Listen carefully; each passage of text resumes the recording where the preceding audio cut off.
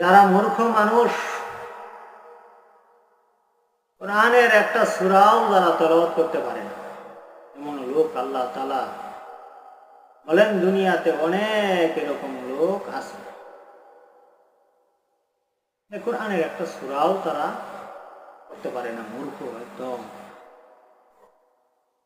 আল্লাহ সুবহানাহু ওয়া তাআলা আল্লাহ জাল্লা শানুহু শুধু এই কোরআন পড়ার শখ না, আসমানি 104টা কিতাব, এর মধ্যে বড় বড় হইল 4টা কিতাব, তাওরাত, জবর, ইনজিল, কোরআন, এই 4টা আসমানি বড় বড় কিতাব।